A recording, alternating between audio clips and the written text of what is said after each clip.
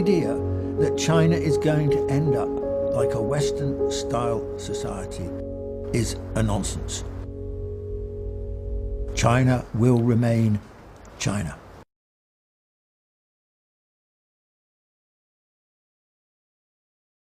Now, there is a view in Hong Kong that Hong Kong did well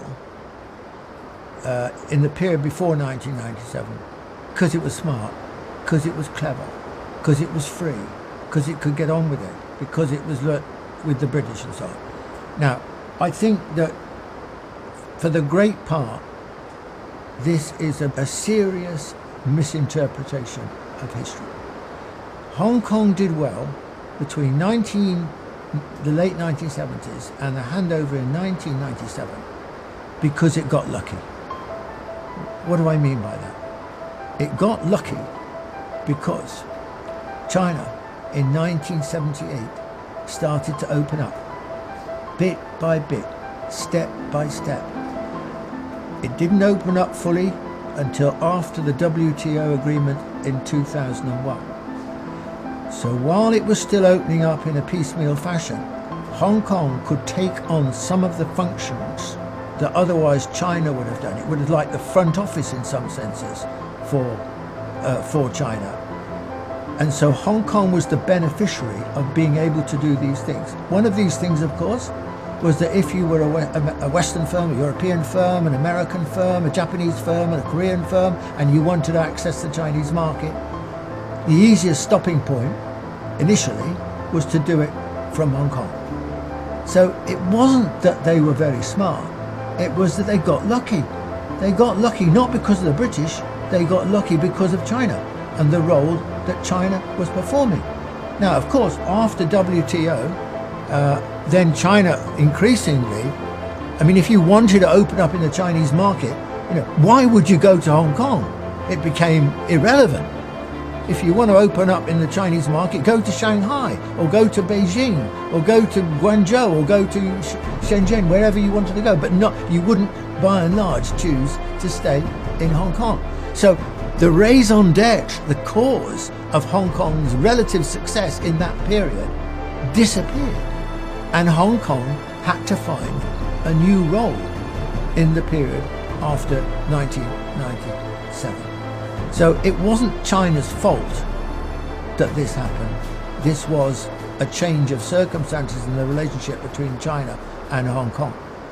Now, another reason that the period since 1997 has been criticised, particularly by the British, say the former governor of Hong Kong, Chris Patten, would say, China's not been true to democracy and so on. Now, this, in my view, this is British hypocrisy. Britain ran Hong Kong for 155 years. And I'll tell you something, there was never a semblance of democracy. Did they ever introduce universal suffrage? Did they ever talk about universal suffrage? Not a word of it until after the handover agreement, and then with Chinese rule looming, then it became essential that Hong Kong was democratic in a Western-style fashion. This was hypocrisy. How should Hong Kong try and proceed now? Now, I think a word of criticism here of the Chinese government and its handling of Hong Kong. I think that one country, two systems, which was a brilliant solution to the problem of Hong Kong, a civilization state solution to the problem. A nation state would never think of those terms in those terms. But what is one country, two systems? How do you create the balance between the two? The project in the longer run is clearly to create a more unified country. It's not to just keep the two places entirely separate. And I think one of the difficulties that China has had is that initially its reaction to the handover, remember this is 1997, this is China just turning outwards into the world. There was a lot of publicity questioning about how China will conduct itself as the force behind Hong Kong and so on. And so I think that China's natural instinct in that period, an understandable instinct, was to emphasize two systems. I mean, I remember when I lived in Hong Kong for 2.5 years, soon after the handover, and I remember being surprised that the only evidence, virtually, of any Chinese presence, visible presence in Hong Kong, was one Chinese flag flying over one of the buildings near the harbour. There was just no evidence. Essentially, there was not much change. It just carried on in the old form. And there were two big problems with this. One, the governance of Hong Kong is a colonial governance. It's set up in a colonial manner. It's a kind of executive. There's no political leadership. There's no political sense of direction set by a colonial administration, because that's not the job of a colonial administration. That would have been done back in London in those days. But basically the form of government has stayed more or less the same as it was previously. And the second problem is about the economy. Now, contrary to the way in which the British have historically liked to talk about Hong Kong as this dynamic, competitive economy, by and large, that is just rubbish. Hong Kong is a typical colonial economy. It is not a competitive economy. It's a monopolistic economy.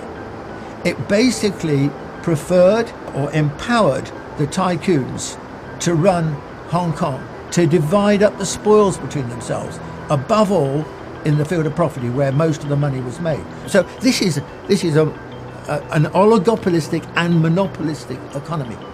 That had to be changed. That has to be changed. But unfortunately, not nearly enough change has taken place. So my criticism of the Chinese government, it needs to break the situation in Hong Kong, to allow Hong Kong to go forward. It needs to change those two situations, to have a different sort of administration and to have a different kind of economy, which is more open. Now, let me finish by saying, compare the fortunes of Hong Kong with Shenzhen.